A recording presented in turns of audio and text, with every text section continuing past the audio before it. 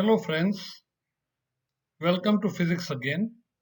In the last lesson, I had introduced you to the concepts of a position, path length, displacement and average velocity. That's average velocity over a certain time interval. Now let's go ahead. In this session, we will learn about instantaneous velocity and acceleration. The average velocity denoted by v bar tells us how fast an object has been moving over a certain time interval. But it does not tell us how fast it is moving at any particular instant within the interval. The velocity at any instant t is called the instantaneous velocity v. Notice there is no bar over v, which indicates average velocity. It is the instantaneous velocity v. The instantaneous velocity is defined as the limit of the average velocity as the time interval delta t becomes very small. If you remember, we had defined average velocity as delta x, that is displacement, over delta t, that's the time interval. Now, if I keep making this delta t smaller and smaller and smaller, it will tend to 0. So I'll get a limit of this value delta x by delta t. So this limit of delta x by delta t as delta t tends to 0, not becomes 0, tends to 0, is called the instantaneous velocity at the instant t. Mathematically, we can write it v as limit delta tending to 0 delta x by delta t. This is also known to you all. It is the derivative of x with respect to time t, written as dx by dt. We can find this limiting value by a graphical method as well as numerical method. So let us see one by one. We will describe the motion of a car by an xt graph. What is an xt graph? Position versus time. Xt graph, and try to find the velocity v, instantaneous velocity v, at the instant, say time equal to 4 seconds. Now here is a graph. We want to find the velocity at time equal to 4 seconds. On the x-axis I have the time. I want to find the velocity at time equal to 4 seconds. So let us take an average interval of 2 seconds centered at t equal to 4. That means from t equal to 4, I should have 2 seconds interval, 1 second up and 1 second down. So that's a 2-second interval, and 4 second is at the center of this interval.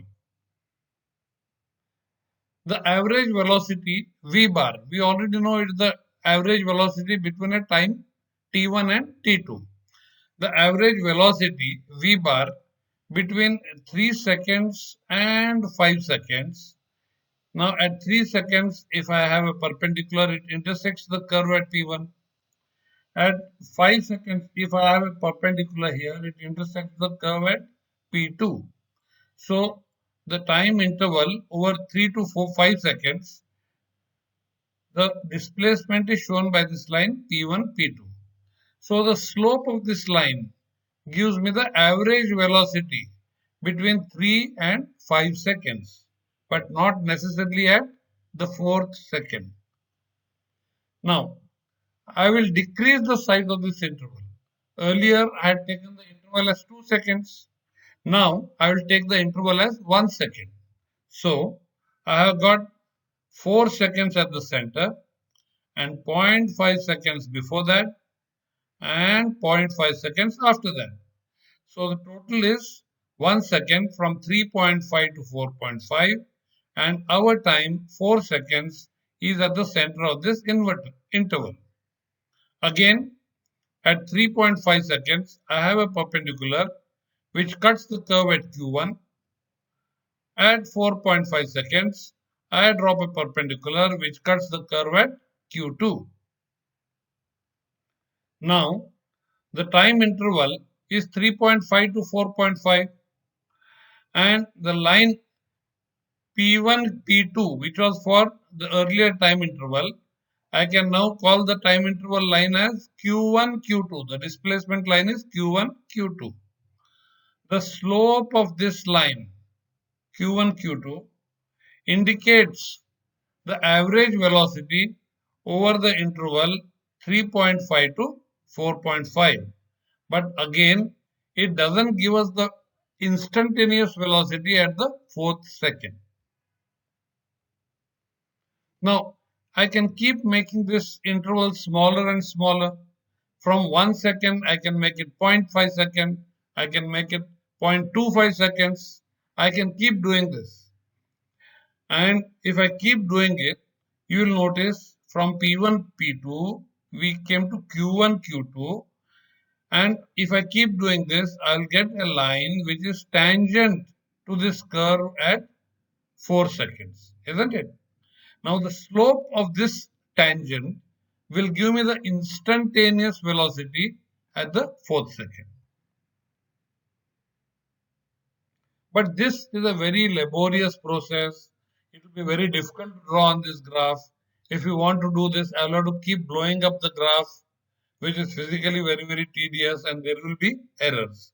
So let us try the numerical method. Now, just as we did earlier, again, we will choose an interval of 2 seconds. That means 4 in the center and 3 to 5 is 2 seconds. And 1 second interval, that means 3.5 to 4.5.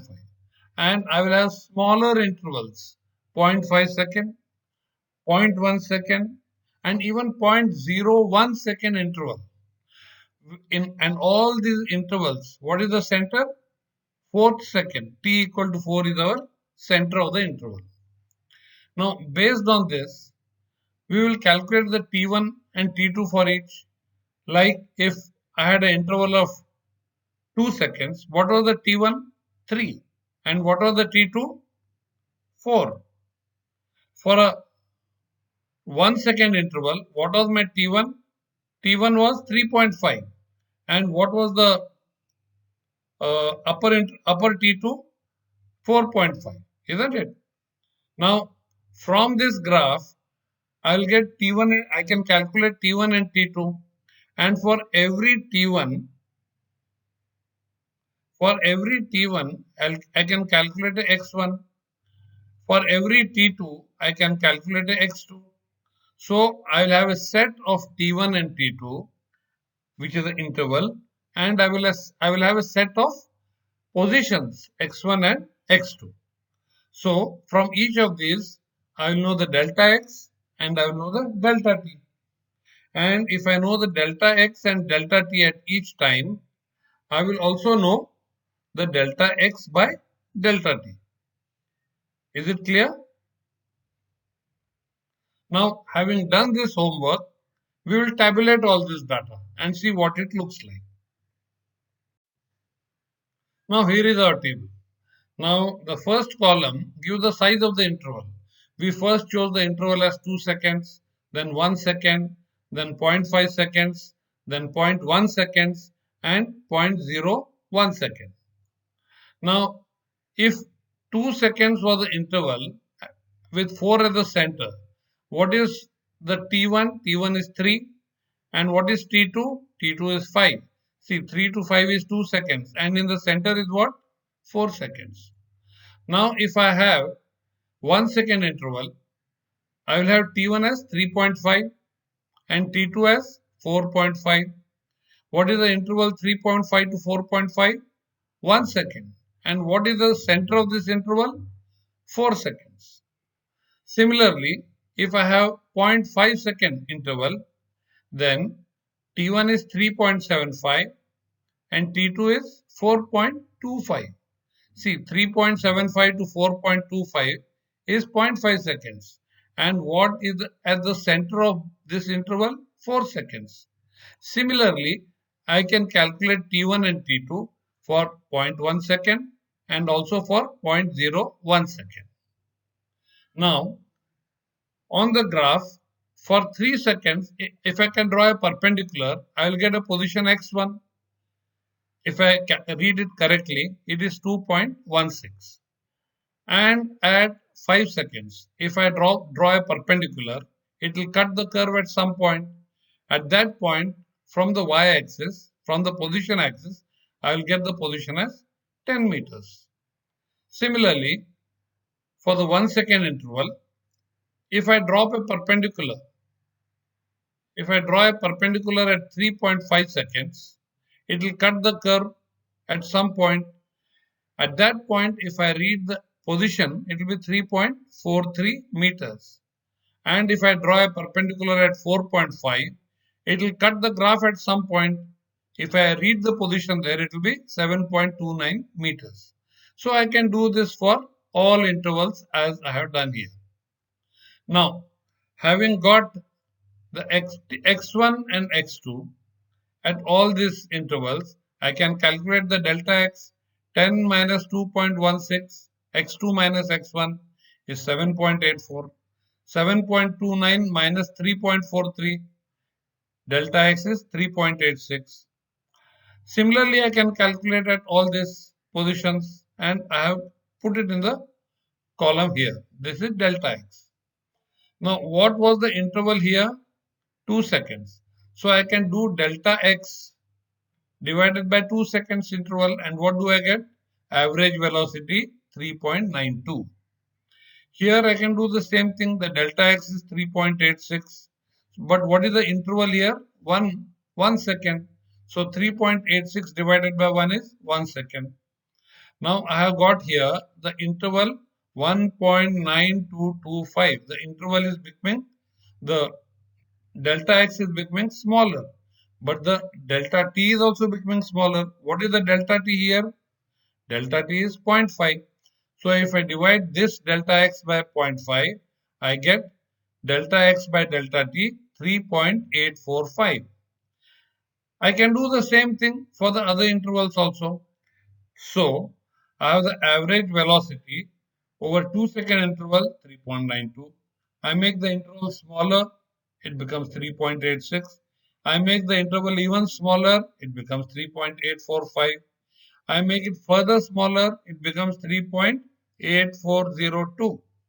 I make it further smaller, I make it 3.8400. We can theoretically continue doing this, but let us stop here. Now, as we decrease the value from delta t 2 seconds to 0.01 seconds, the average velocity approaches the limiting velocity. We are making delta t tending to 0. So it approaches the limiting velocity of 3.84 seconds. So I can call this fairly approximately as the instantaneous velocity at 4 seconds. Theoretically, I would have to continue doing this infinitely, but we'll stop at this stage. You would have realized that this is a very laborious process. So, we can use differential calculus. You would be learning calculus also in your class, mathematics. So, we will be learning, we can use differential calculus methods to calculate dx by dt. What is dx by dt? Dx by dt is limit of delta x by delta t as delta t tends to 0. Now, in this manner, I can calculate the velocity at each instant. I calculated in this case, let's say at 4 seconds. I can calculate at 4.1 second, 4.2 seconds, 4.3 seconds, 5 seconds, 5.1 second. In this way, I can calculate the instantaneous velocity of this xt graph at every instant, isn't it? Now, we had seen an xt graph of a car moving in our earlier class. You may not remember it immediately. So for very easy recollection, let us see the graph again. Now the car starts from rest from the origin. At time t equal to 0, the car is at rest and slowly it starts moving and the speed increases slowly, isn't it? That's what we said. The till time t is equal to 10 seconds, the speed continues to increase. And after 10 seconds, what happens? The speed remains constant, whatever it is. Now, up to what time? Up to 18 seconds. At 18 seconds, the driver applies the brakes. Now, as the driver applies the brakes, the speed reduces. You see, initially, whatever was the speed, the curve is sloping now becoming flatter. And at 20 seconds, that is 2 seconds after the brakes were applied, what has happened to the graph? The graph has become flat. That means the speed has become 0 here at 20 seconds. And at this place, how much has it traveled? It has traveled 296 meters. Now, the xt graph for this situation is shown here, isn't it? We saw all this. We calculate the velocity, and just as we learnt earlier, every instant on this graph, I can calculate the instantaneous velocity. It will be a very tedious process. But don't worry, I am not asking you to calculate it. But if we calculate the instantaneous velocity at every instant on the graph, at this place, at this point, at this point, at this point, if I calculate the instantaneous velocity everywhere on this graph, and then I plot a graph of velocity against time. So I found the velocity at 4 seconds. I found the velocity at every instant. I can plot a graph of velocity against time. Let us see what that graph will look like.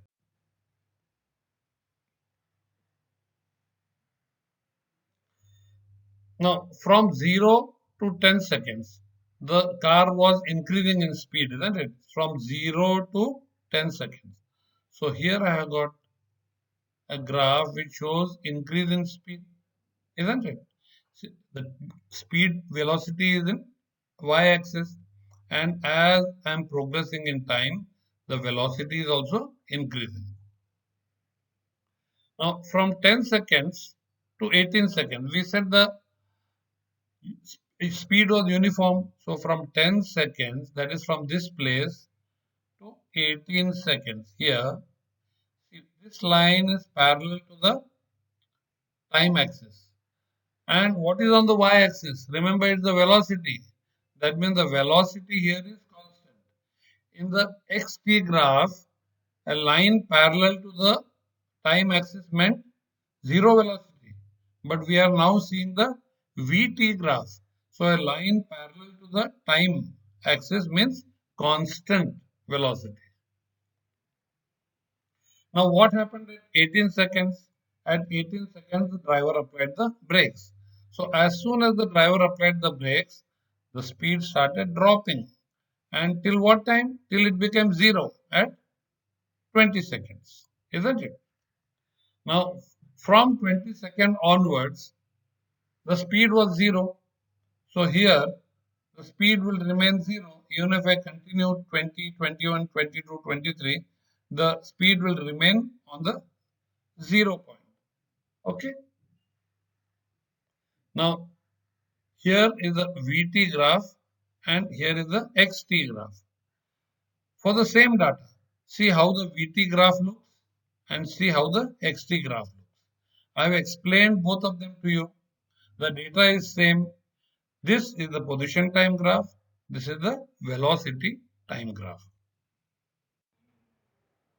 Okay, we had seen how to calculate the instantaneous velocity using a graph or using the numerical method using a table. But we had mentioned that we can also calculate the instantaneous velocity dx by dt by the method of calculus. We will understand that by an example. So here is a problem. The position of an object moving along x-axis is given by a formula. Let us say it is given by the formula x is equal to a plus bt square. So instead of giving the position in numbers, the position is given by a formula. Here a is some constant 8.5, b is another constant 2.5. Okay, and t is the time measured in seconds. So if I want to know the position at any instant t, I simply put the value of t here and the values of a and b, and I will get the position x. Earlier we had got the position x as numbers. Now I can get the position x at any instant of time. Now the question, what is the velocity at t equal to 0 seconds, t equal to 2 seconds, and what is the velocity, average velocity in the time interval t 2 seconds and t 4 seconds? So let us try to solve this by calculating the instantaneous velocity using the methods of calculus. Now we saw that the instantaneous velocity v is defined as the limit of delta x by delta t as delta t tends to 0, and we call that as derivative of x with respect to time t, and write it as dx by dt. Therefore v, which is equal to dx by dt, what is x here?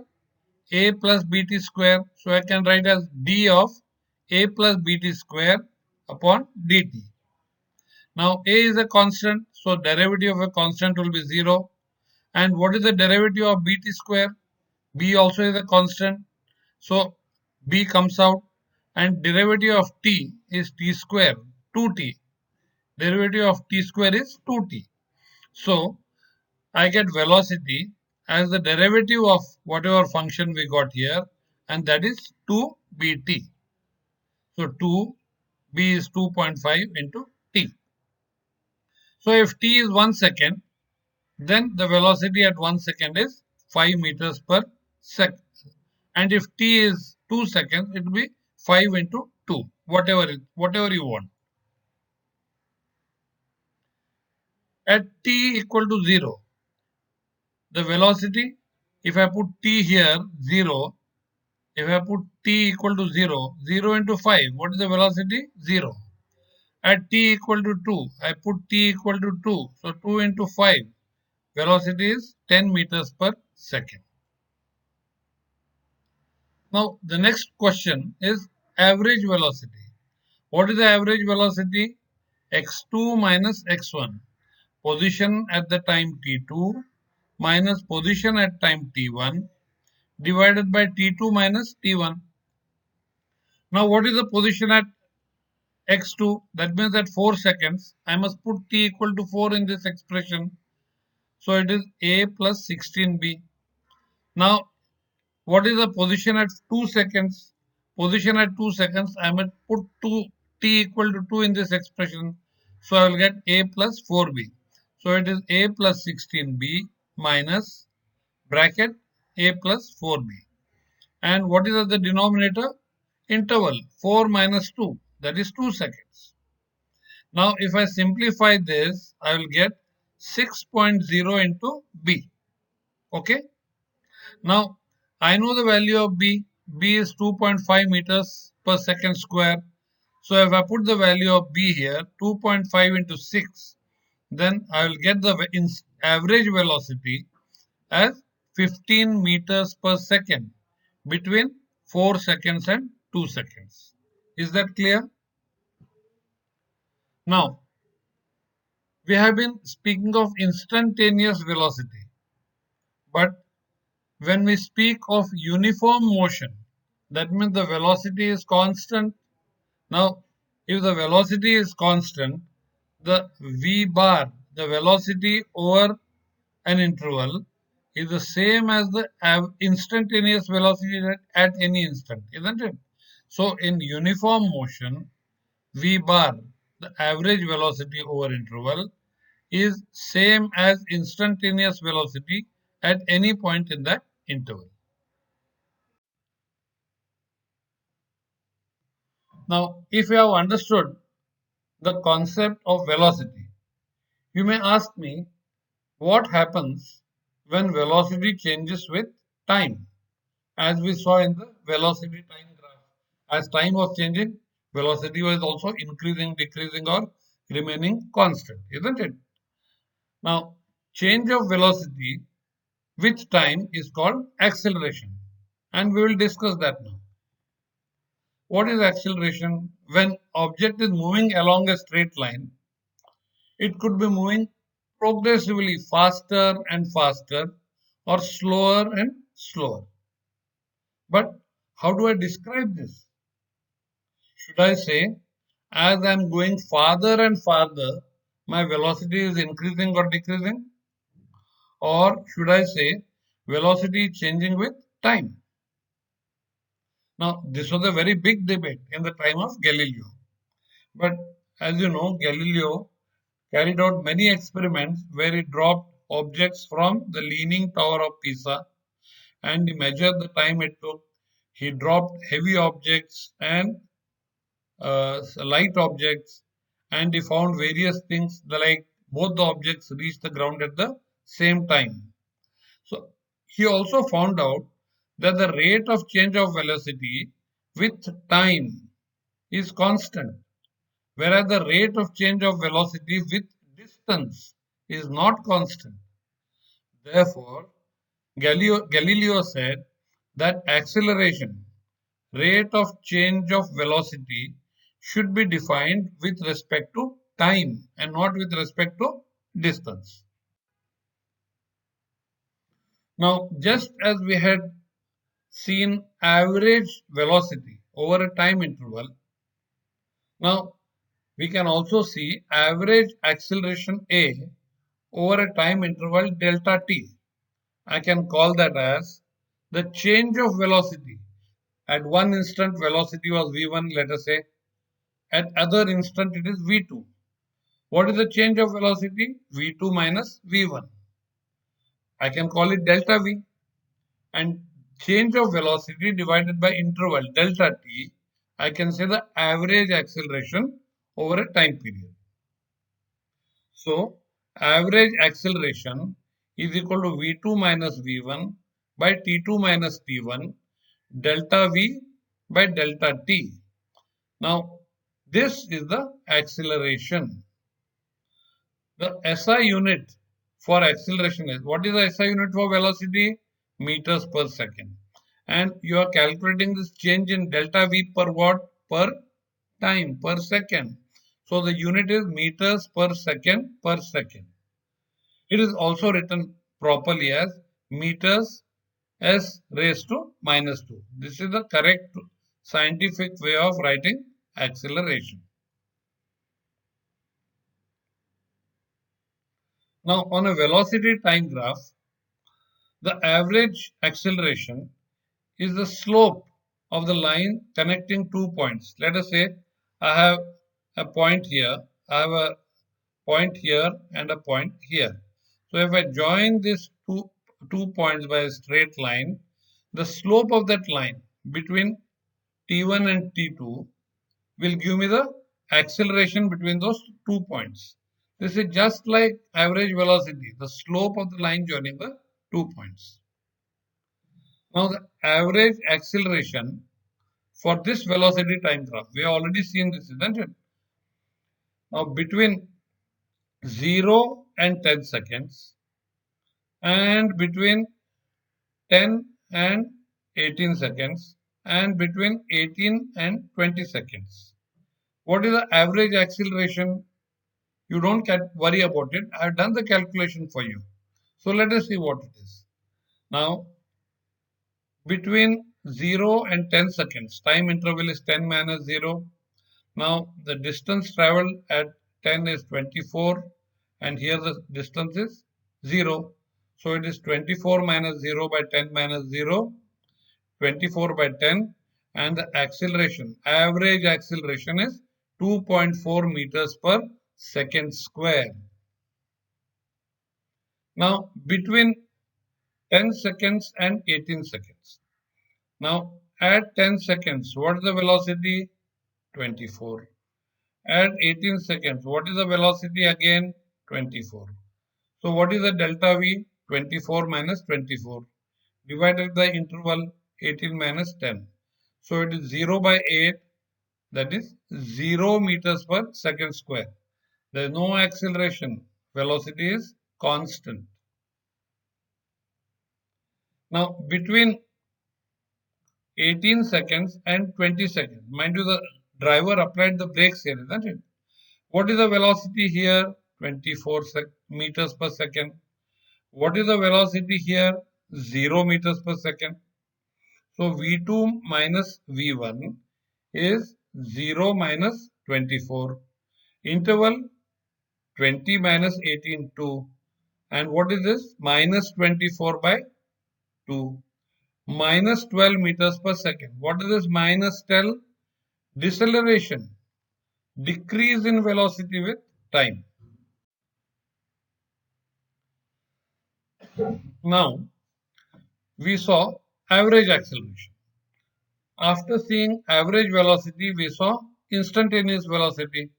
Similarly, after seeing average acceleration, let us now have a look at instantaneous acceleration. Now, just like the average velocity, the instantaneous acceleration is defined as the limit of delta V by delta t as delta t tends to 0. And in calculus, what do we call it? Derivative of v with respect to t, and write it as dv by dt. The acceleration at any instant is the slope of the tangent to that curve. In the case of xt graph, it was the slope, the velocity was slope of the tangent to the curve. In the case of the acceleration, it is the slope of the tangent to the curve to the vt graph. So we can obtain the acceleration at every instant, isn't it? Okay. Now, here is a VT graph which we saw just now. I can calculate the acceleration at every instant.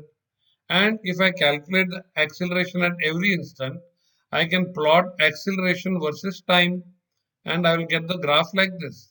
See, acceleration till 10 seconds, the acceleration is increasing. That means not only the velocity, the rate at which the velocity was changing was also increasing. Now at 10 seconds, what happened? It was uniform acceleration. So what happened? Uniform velocity after that. So the acceleration suddenly became 0. Now from 10 to 20, the velocity was constant. So what is the acceleration during that period? 0. Acceleration 0. After that, the driver applied the brakes. The acceleration suddenly dropped here to minus 12, isn't it? We calculated that. And then it went up to 20 seconds. At 20 seconds, was it still minus 12 meters per second? No. The car came to a rest. So the acceleration is 0 again. So we saw the xt graph first, then we saw the vt graph, and we saw the at graph, acceleration versus time graph. Have you understood till now? Okay. Now, velocity has both magnitude and direction. So, change in velocity may be either change in direction or change in magnitude, or it may be both change in magnitude as well as direction. So, acceleration also can be either positive or negative or 0.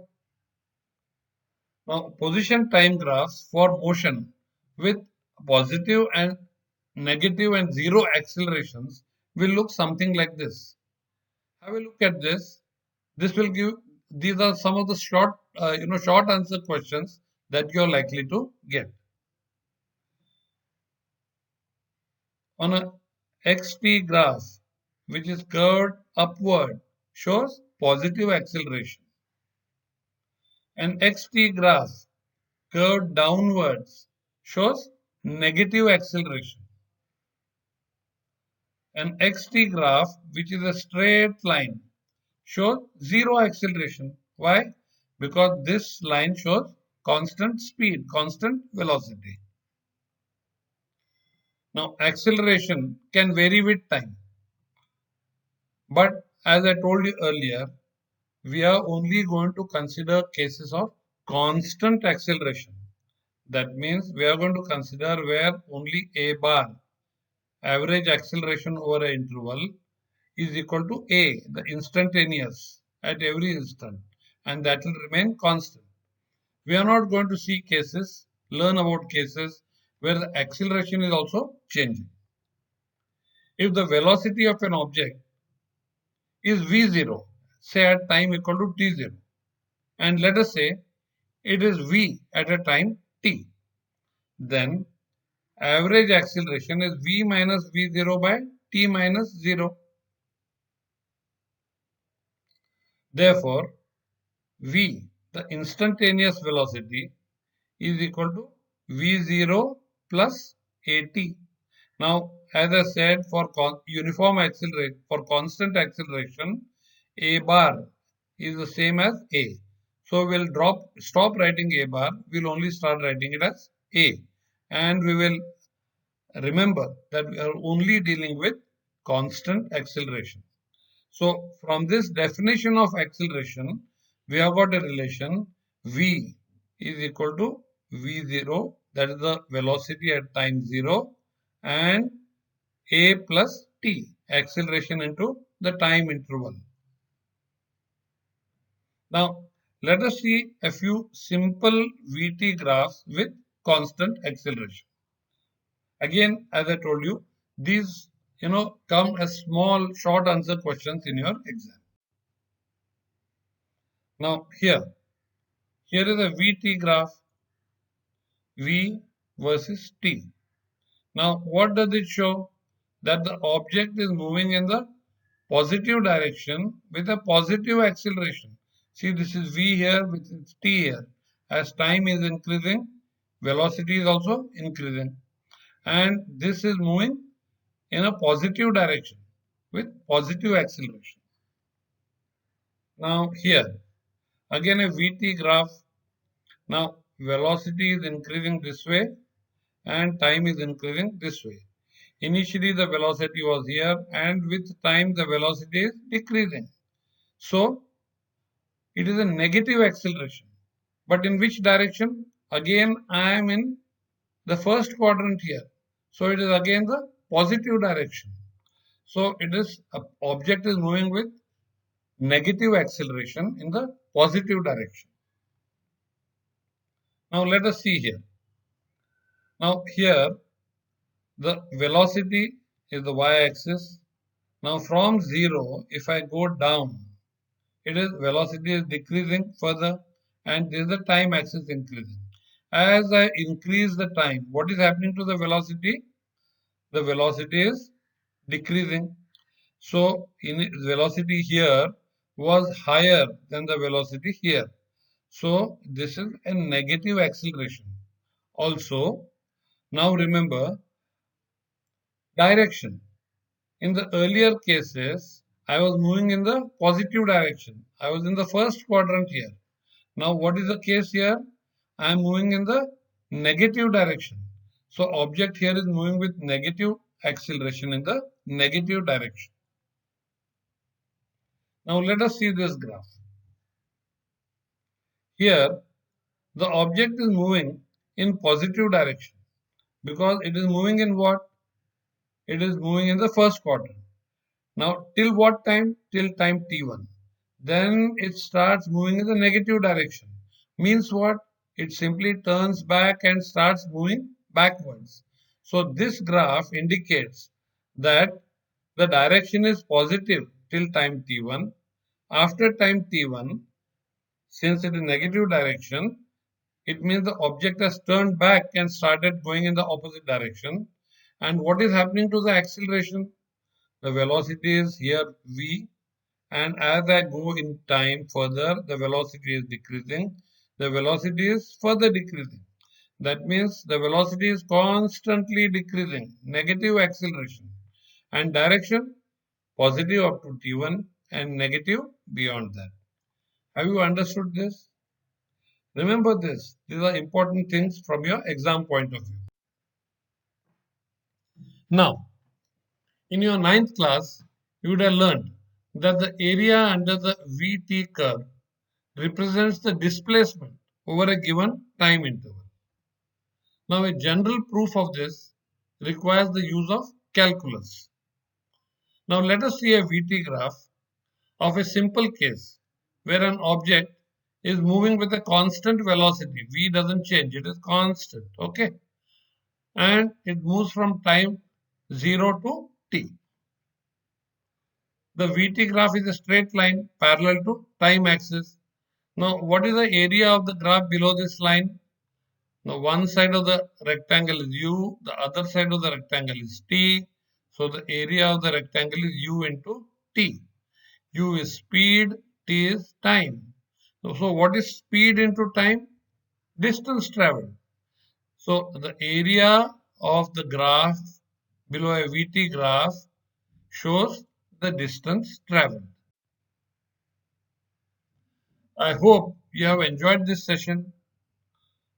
Please revise this lesson because in the next lesson we are going to progress further, and to understand that lesson it is important that you pay attention to this. Thank you and all the best.